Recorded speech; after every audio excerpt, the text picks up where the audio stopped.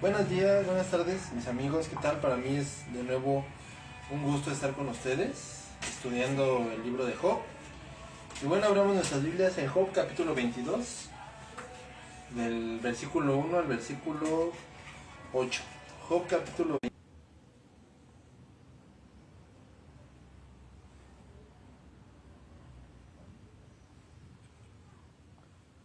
Bueno, porque yo no voy a dejar nunca de predicar. Por esa sencilla razón sabemos el llamado que Dios nos ha hecho. Muy importante.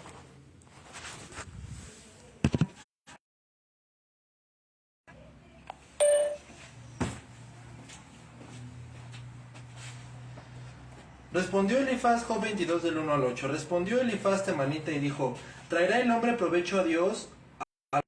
Para sí mismo es provechoso el contonamiento del hombre sabio. Tiene contentamiento el hombre. O cuando podemos encontrar alguna falla en él, tenemos la impresión de haber ganado nuestro caso, ¿verdad? Bueno, cuando estamos equivocados y tampoco hay juez para condenarnos más que nuestra propia conciencia, si hay una persona que me acusa, sirva para escapar cuando podamos decir: ¿y cómo es esto? Esa es la forma en la que queremos minimizar la falta que hemos cometido. O quizá digamos: bueno, si he fallado en esta, ¿él no falla? Y esa es una defensa muy común de nosotros los seres humanos. Decía un profesor secular hace tiempo: mal de muchos, consuelo de tontos. Y aunque parece una frase de risa y parece algo chistoso, en efecto, mucha gente pasa. Aquí vemos que de la proposición que él presenta se puede decir una buena doctrina, y habrá hablado muy bien siempre y cuando haya aplicado esto como debería de haberlo hecho. Pero Elifaz se dirigió equivocadamente a la persona de Job. Es allí donde él cometió el error. Es decir, cuando Dios nos convoca a su presencia y cuando nos invita a reconocer nuestra falta, no es propio que busquemos alguna respuesta diciendo: bueno, es que sí fallé, pero ciertamente Dios me tiene que perdonar. Y peor tantito si nos queremos poner en el plan de Caín, en Génesis, cuando mató a su hermano y Dios le preguntó: Caín, ¿dónde está tu hermano? ¿Dónde está Abel, Caín? Y obviamente Dios sabía que Caín había matado a Abel, pero la respuesta de Caín, en lugar de decir: Señor, me humillo delante de tu presencia, yo sé que fallé, estoy aquí, perdóname por lo que le hice a mi hermano, no, su respuesta fue: pues que yo soy el guarda de mi hermano.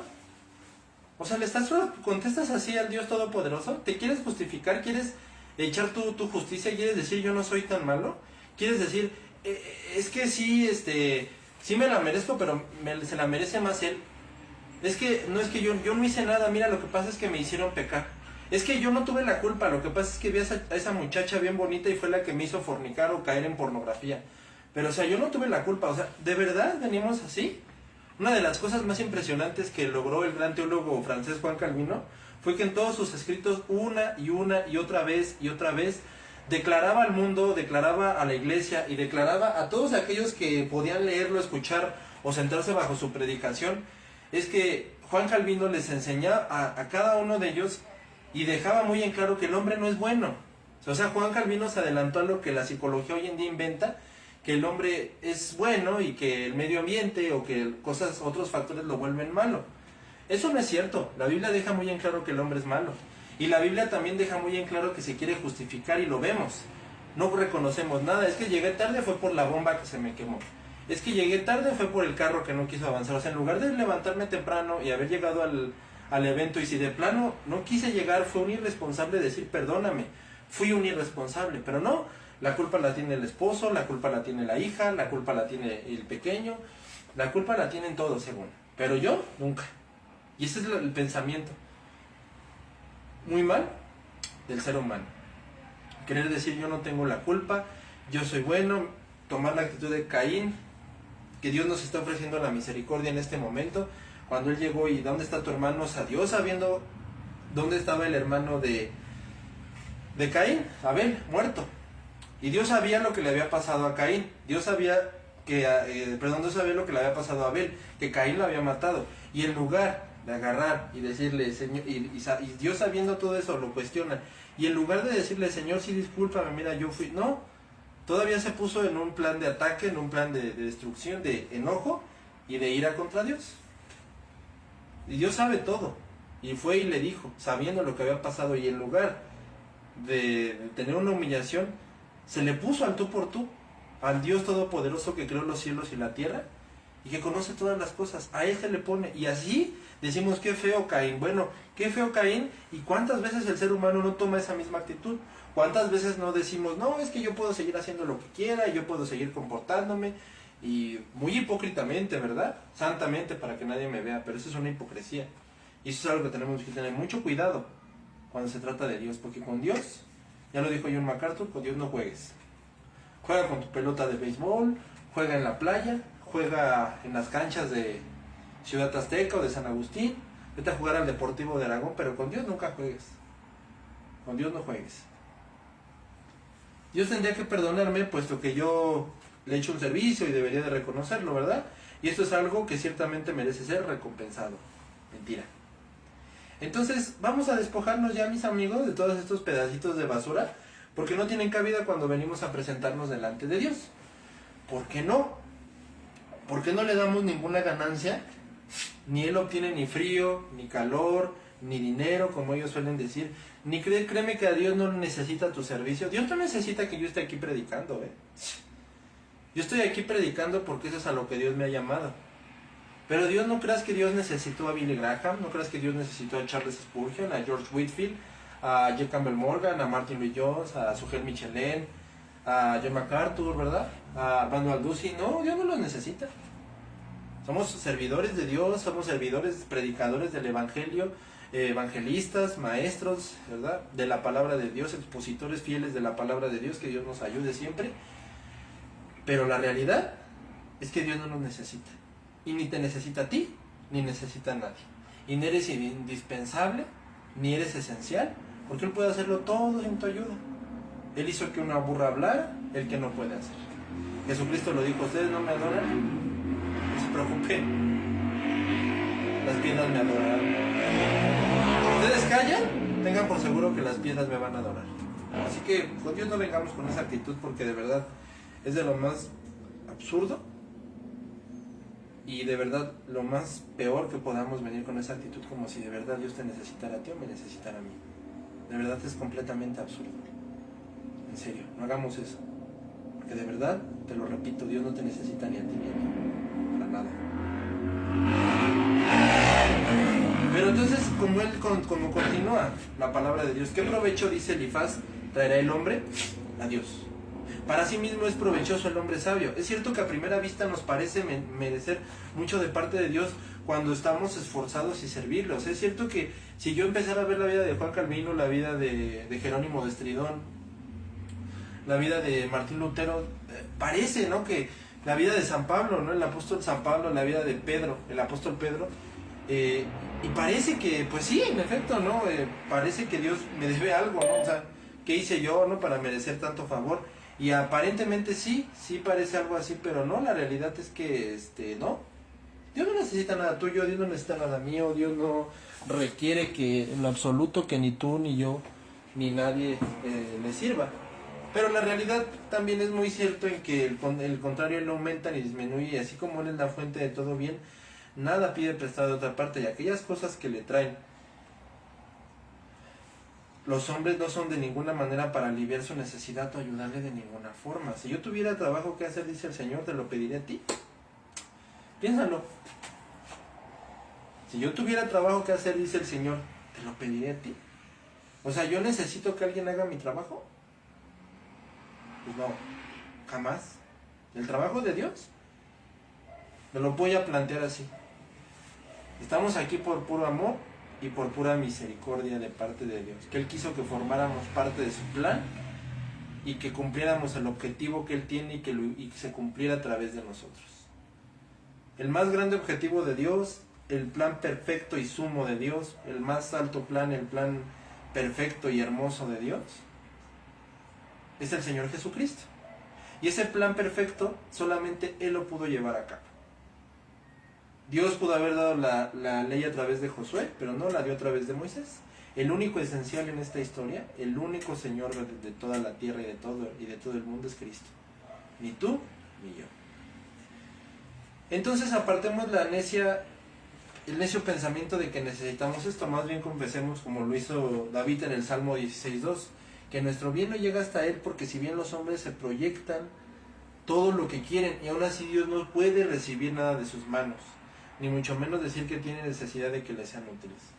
Y la verdad, muy efectivamente, después de haber derramado tantos bienes sobre nosotros para que seamos saciados de ellos, nosotros no podemos darle ninguna recompensa. ¿Qué pagaré a Jehová por todos sus beneficios de Dios? Salmo 116:12. No puedo hacer nada, excepto invocar su nombre. No es tan imposible obligar a Dios en favor nuestro, que cuando nos haya dado una cantidad grande de bendiciones, nosotros no podemos pagarle con la misma moneda y realmente no sabremos cómo ofrecerle. Ahora, tú me dices, es que yo le quiero pagar a Dios, perfecto. ¿Cómo se lo vas a pagar? La pregunta no es sin insultar ni nada, es simplemente, es que Dios, yo le tengo que dar algo, ¿cómo se lo vas a pagar?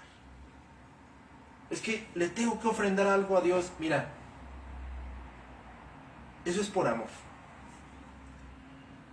No es porque Dios le haga falta. Tú se lo das porque lo amas. Jamás pienses que Dios necesita tus $2,000, tus $1,000. No, se lo das porque lo amas. Y siempre va a ser así. Pero si alguien pregunta, entonces, ¿qué Dios requiere que le sirvamos atentamente? Aparentemente es para bien suyo. Ahora, no es un asunto que nos atañe ni a nuestra salvación. Cuando Dios nos da la regla de la buena vida y nos manda a abstenernos del mal, requiriendo que hagamos esto y aquello, no está pensando en que le es útil. Requiriendo que hagamos esto o lo otro. Por lo tanto, en toda su ley no hay ninguna consideración respecto del beneficio propio. Y por lo tanto, considera lo que es bueno para nosotros y útil para tu salvación. Si tú obras bien, el bien volverá a ti. Y si haces el mal, será prejuicio en cuanto a Dios.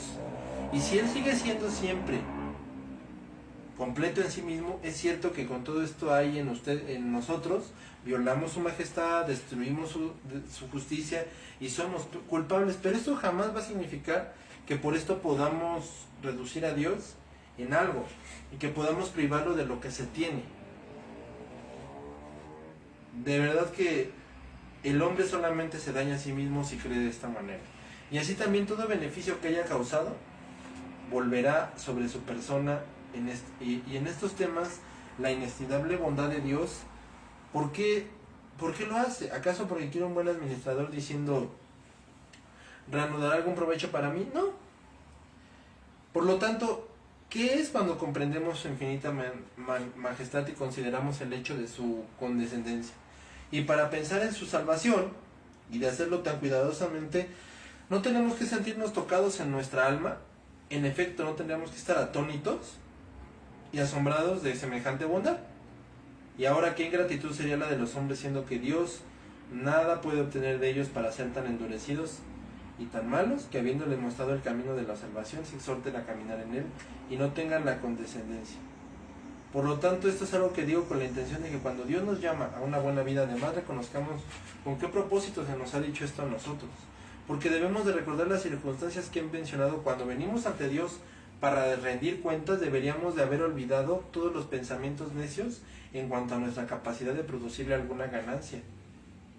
Y todo esto debe de ser abandonado. ¿Por qué? Porque Dios no es como una criatura que necesita la ayuda de alguien. Dios no necesita nada, te lo quiero dejar muy en claro. Entonces, siendo así que nuestro Señor no está de ninguna manera obligado a nosotros, Él mismo nos ha perdonado por su gran amor. Pero, ¿qué pasará cuando vengamos a nuestro Dios? Y en esto vemos cuán abusivo puede llegar a ser la religión. Porque si bien nos puede negar que si Dios quisiera hacer severos con ellos, todos estaríamos bajo nuestra maldición. Y la prueba latente de que Dios es bueno es que Él nos ha dado la oportunidad de seguir en esta tierra. Y de seguir delante de Él. Y de seguir siendo verdaderamente, estando con Él. Y por eso dicen los salmos, Él nunca nos ha pagado conforme a su... Nunca nos pagó, ni nos pagará conforme a nuestras obras. Porque si Él nos pagara conforme a nuestras obras, caray, ¿dónde estaríamos? Muy bien, dicen, si hemos pecado, con esto lo compensaremos. Y si es puesto en la balanza, sobrará. Y por lo tanto, estamos dispuestos a confesar que esto no es cierto con respecto de la culpa, pero con respecto a la penalidad, depende de nosotros expiar por ella cuando los hombres se han descarriado por semejante orgullo. Entonces no debemos decir que han transfigurado completamente a Dios y ya no saben lo que decir. Ahora, además dice, a Dios no le importa si hacemos bien o si andamos en perfección. Cuando Elifaz habla de esta manera no quiere decir que Dios cierra sus ojos y no sabe discernir entre el bien y el mal. Lo que significa es que no le importa con respecto a sí mismo. Dios, como fuente de toda justicia, ama la equidad. Y cuando vivimos rectamente, esto, mi amigo, es un reflejo de Dios. Porque es cierto que no hay bien en nosotros, pero ver el brillo del sol aquí abajo no proviene de la tierra. Vemos la luz sobre las casas, sobre la tierra, y sin embargo no procede de allí. Es una luz reflejada, como la llaman, una luz que se devuelve de acuerdo a cómo la recibe la tierra. Es entonces cuando procede de ella. Y cuando nos miramos en un espejo, el espejo no tiene cara, pero el rostro del hombre es presentado allá y el espejo lo muestra. De modo entonces, cuando hacemos el bien, no es algo que procede de nosotros mismos, porque de nosotros solamente se puede salir de hondez, pobreza, puesto que por naturaleza somos ¿qué? Corruptos, pero Dios derrama su bondad y justicia sobre nosotros. Por lo tanto, cuando vemos esto, otra vez nos hallamos con la pared de que el hombre es malo, el hombre es culpable. El hombre más bueno que tú puedas pensar, el hombre más honorable que tú puedas pensar, si no tiene a Cristo en su vida, está completamente perdido, yendo al infierno.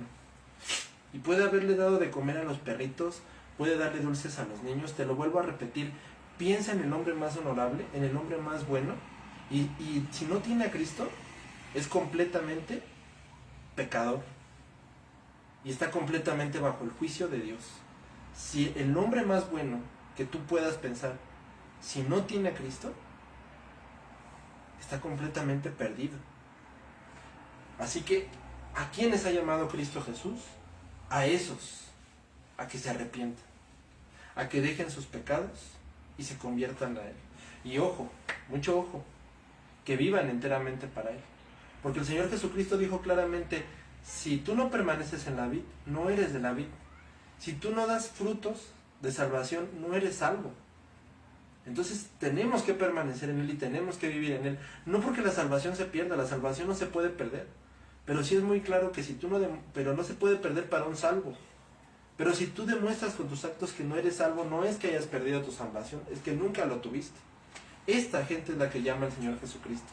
Ese es el llamado de hoy para tu vida, que vengas y que creas en el Señor Jesucristo como tu único y tu verdadero Salvador, y que halles tu misericordia en Él y su gracia, y no aquellos que se burlan de Dios, haciendo una conversión frívola sin ser tocados en su corazón, nada más llenando la tarjetita, nada más pasando a la parte de adelante, incluso hasta hincarse, puede que hasta lloren. Mira, con mucho dolor te lo digo, con mucha tristeza, y te lo digo por experiencia, yo he visto a tanta gente que llora, a tanta gente que supuestamente se hinca, tanta gente que llora en la iglesia, que supuestamente se hinca en la iglesia, y yo veo como nada más son de efecto en ese momento, y ya pasa ese momento y se les pasó, y ya volvieron a sus pecados, ya volvieron otra vez a la idolatría, a la borrachera, a seguir pecando. O sea, nada más fue cosa de un momento, y te lo digo de verdad, yo he visto mucha gente así, que llega, llora, y de momento llega, llora y de momento se arrodilla, llega, llora, de momento alza las manos, de momento dice sí, me voy a comprometer, pero nada más pasa ese momento y vuelven a sus pecados. Eso es burlarse de Dios, y esto es lo que debemos de notar en esta palabra. Además, a efectos de llegar a este entendimiento, tenemos que hacer un examen especial de las faltas que hemos cometido, porque una persona nunca dirá con toda sinceridad, yo ciertamente soy arrojado al infierno, a menos que se haya analizado muy, muy bien y haya considerado sus faltas una tras otra, para que las mismas sean notadas bien. Entonces, si no hemos hecho un examen especial, nunca jamás de verdad vamos a apreciar el hecho de que nuestras iniquidades no tienen fin y que son innumerables. Es por eso que aquí se nos presenta este orden, porque Elifaz, habiendo dicho en términos generales que el pecado de Job era grande y sus iniquidades sin fin, dice, porque sacaste a prenda a tus hermanos sin causa y despojaste de ropa a los desnudos. No diste de beber al cansado y detuviste el pan al hambriento. ¿Y acaso no has hecho pacto con gente llena de violencia? Es por eso que ahora Dios te persigue. Ahora bien, es cierto, como ya hemos dicho, que Elifaz es muy injusto y hiere a Job. Sin embargo, el Espíritu quiere instruirnos de aquí en cuanto al orden de que debemos de seguir para ser adecuadamente humillados delante de Dios, a efectos de no endurecernos y de esta manera provocar su ira. En resumen, notemos que los hombres no sentirán sus pecados como debieran, a menos que los consideren en forma particular. Esto es lo que David nos dice en el Salmo 19:12, discúlpame. ¿Quién podrá entender sus propios errores? Sin embargo, esto no quiere decir que debamos sencillamente pasarlos por alto sin abrir el paquete. Si un juez terrenal sabe cómo ser agudo y estar atento para el juicio, habiendo ofendido a nuestro Dios, ¿no hemos de estar mucho más ansiosos al respecto? Incluso cuando un juicio no trae un asunto criminal, sino que apenas una pequeña cantidad de dinero. No obstante, el juez tiene que considerar atentamente si tiene que testigos y si el juicio es conducido correctamente. Y por lo tanto, por otra parte, tampoco quiere que con una sola palabra digamos he pecado. En cambio, hemos de reflexionar cuidadosamente. Cada uno debe de penetrar a su conciencia. Y no solamente una vez, sino siempre volver a Él. Y si lo hacemos así, examinándonos a nosotros mismos de una manera especial, seguramente seremos capaces de concluir diciendo: Señor, nuestras iniquidades son infinitas, nuestras transgresiones no tienen fin. De esta manera digo que es como Dios quiere ser glorificado. Es así como los pecadores son tocados en el alma y heridos en su conciencia, a efectos de sentirse disgustado con sus pecados. Y en efecto, aquellos que solamente se confiesan en términos generales diciendo soy un pecador semejante al resto de los hombres, mostrarán que no fueron interiormente tocados en lo profundo de su corazón y que no saben lo que significa ser consistentes de tal manera de sus pecados y que estos pecados te terminen desagradando y los termines odiando, porque ese es el fin y la meta del pecado. Ahora bien, de nuestra parte, aprendamos a escudriñar bien y a sondear la profundidad de todos nuestros vicios, de todos nuestros pecados y de todos los errores. Y cuando hayamos visto cada una de estas cosas y los hayamos entendido y viendo cuáles son nuestros errores, nuestros pecados, sepamos que hay 100 veces más y que debamos estar turbados y que debíamos declararnos culpables enteramente, gimiendo en nuestra presencia diciendo: Señor, somos culpables, somos pecadores, hemos fallado. Pero el hombre más bueno del mundo, aquí no hay hombre más bueno del mundo. Y si tú dices yo no me he emborrachado, yo no me he pecado, yo desde chavito nunca le entré a una caguama, yo no robaba, yo no me drogaba, y tú dices yo soy muy bueno, dice Romanos que esos son los peores, porque se creen más buenos que Cristo. Aquellos que dicen yo no he hecho nada y tal vez sí, no hicieron nada, no son moralistas y pues yo estoy bien, yo no me he equivocado, yo no he fallado, yo estoy perfectamente bien, son peores, porque nos creemos mejores que Cristo. Aquí no hay nadie mejor que Cristo. Aquí todos somos pecadores, que fallamos terriblemente, que cometimos unos errores despreciables y que no merecemos más que el fuego del infierno. Y que si no fuera por la gracia de Dios, ya todos estaríamos en el infierno. Y es por la gracia del Señor Jesucristo, por su sangre, por su sacrificio en el Calvario, que somos libres de ese pecado. Somos libres de todos esos pecados y no solamente eso, somos hechos salvos por Él. Como dice David en el Salmo 40 del 12 al 13, porque este es el único medio para obtener perdón de nuestras ofensas. Y es cuando Dios se complace en cubrirlas y en abolirlas por medio de su bondad, cuando en verdad nos hemos arrepentido. En verdad, el Espíritu Santo nos ha concedido el don de la fe, lo hemos tomado y hemos entendido que somos pecadores y que solamente por el Señor Jesucristo somos salvos. Nada más. Y eso solamente lo logramos por medio de su Santo Espíritu y por la única obra del Señor Jesucristo. Porque fuera de Él no existe obra. Fuera de Cristo no existe nada. Y hasta el final de nuestros días no habrá nada más que la obra de Cristo. Yo te invito a que diariamente le pidas perdón a Dios por todos tus errores, por todas tus fallas, que no cometas el grave error de creer que eres bueno porque no has hecho nada, porque te lo vuelvo a repetir, aquellos que creen que por no haber hecho nada, que por no haber llevado alguna conducta penosa, por no haberse emborrachado, por no haberse drogado, por no haber hecho eso, y pensar que por eso no somos pecadores, y creer que yo no necesito eso porque yo no me drogué, no hice nada. Te digo algo, estás en el peor error de tu vida si crees así. Porque por eso el Señor ha sido muy en claro que no existe justo, y que no existe un hombre bueno, y que no existe tal cosa como el hombre es bueno y es el medio ambiente el que lo vuelve malo. El hombre no tiene nada de bueno, el ser humano no tiene nada de bueno, jamás tendrá nada de bueno. Y si hoy somos salvos, y si hoy estamos aquí, es únicamente por la misericordia del Señor de toda la tierra, del Señor de todos los cielos, que vino a nosotros en la persona del Hijo de Dios, el Señor Jesucristo, tu único Salvador, si crees y confías que Él es tu único Salvador. Y de ahora en adelante vivir eternamente para Él, porque en tu fuerza solamente está en Él, tu poder solamente está en Él, y nuestra vida está completamente en Él. Y a Él sea la gloria por los siglos de los siglos, por su gran salvación, por su gran entrega, por su gran amor, pero sobre todo por ese sacrificio que hizo en la cruz y que nadie merecía. Siempre a ti, Señor Jesucristo, sea toda la honra. Dios te bendiga, nos vemos el día de mañana.